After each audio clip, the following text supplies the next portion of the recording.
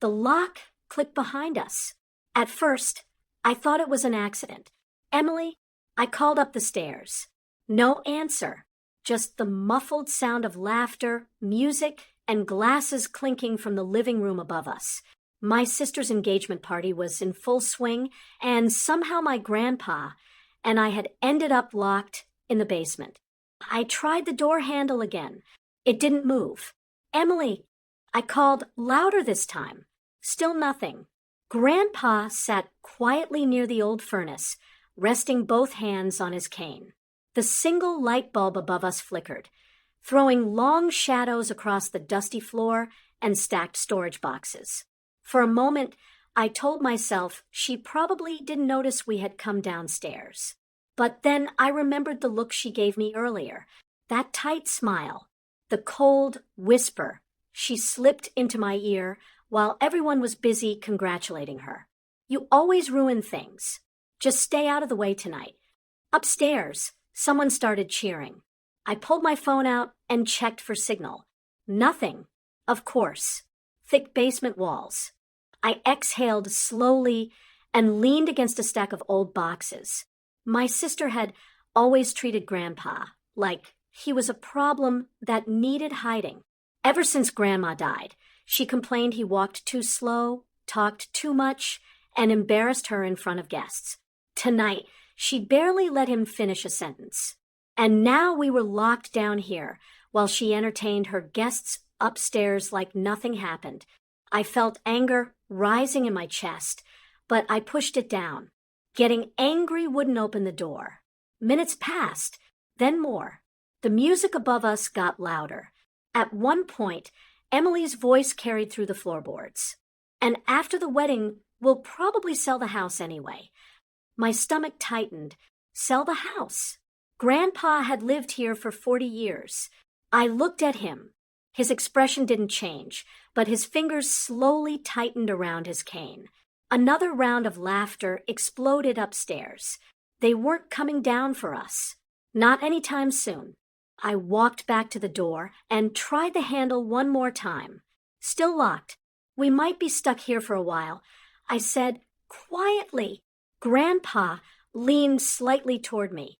Come closer, he said softly. I stepped nearer, confused.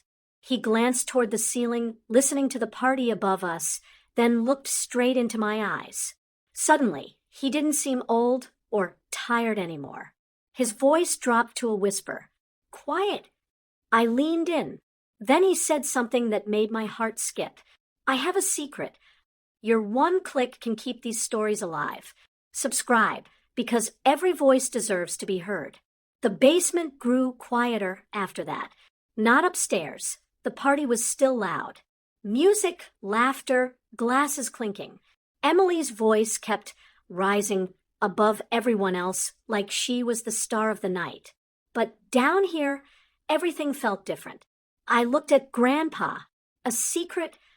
I whispered, What do you mean? He didn't answer right away. Instead, he slowly stood up from the chair.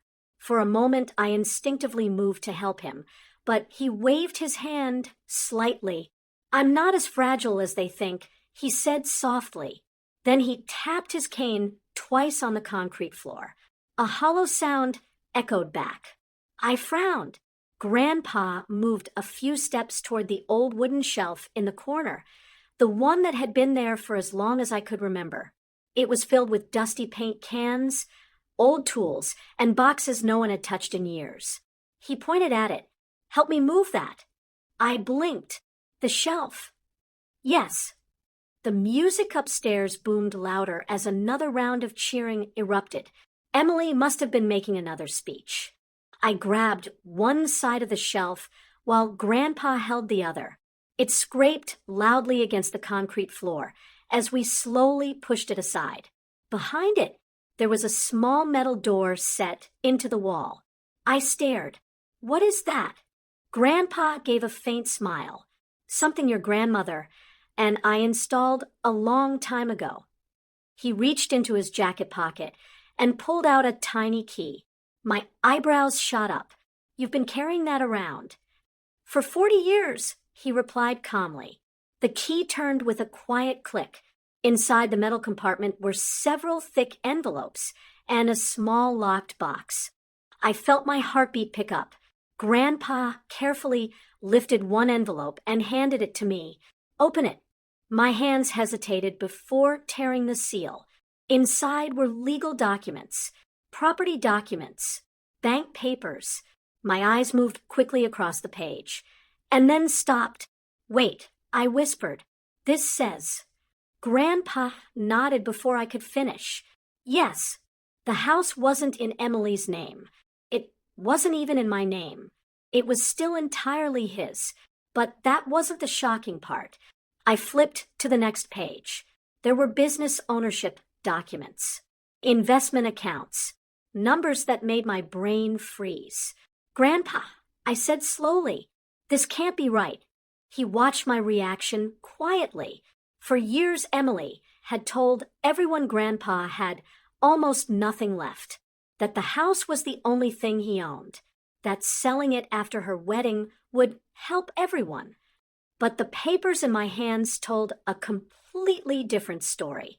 Grandpa wasn't broke, not even close. Above us, someone shouted, "Speech! Speech!" Emily's voice rang out proudly. Meanwhile, in the basement, she thought she had locked us inside. Grandpa calmly closed the metal compartment again. Then he looked at me and said something that made everything suddenly make sense.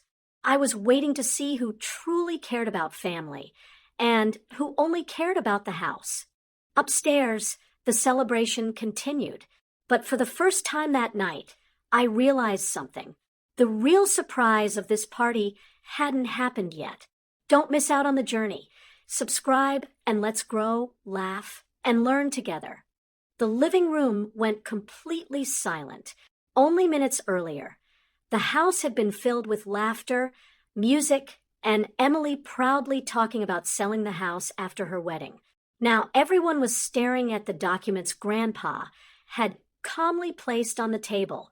Emily's fiancé read the papers again, his voice suddenly uncertain. This says the house is still fully in your name." Grandpa nodded quietly. "And the investments," the man added, flipping another page, "they're worth far more than the house." Whispers spread through the room. Emily's face turned pale.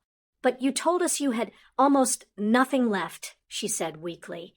Grandpa looked at her, not with anger, but with calm understanding. "I wanted to see who cared about me," he replied softly, "and who only cared about what I owned." No one spoke after that. The same people who had been celebrating moments earlier now stood in uncomfortable silence. Grandpa gently closed the small lockbox and picked it up. "This house won't be sold," he said simply. Then he looked around the room once more before turning toward the door. I followed him outside into the cool night air. Behind us, the party had completely lost its voice. Grandpa paused on the porch and looked back at the house. Then he said something I knew I would remember for the rest of my life. People often think quiet means weak. He rested his hands on his cane and gave a small, knowing smile. But sometimes the quiet person is simply watching, waiting to see who everyone really is. Because respect is never forced. It is something people realize only when it's too late.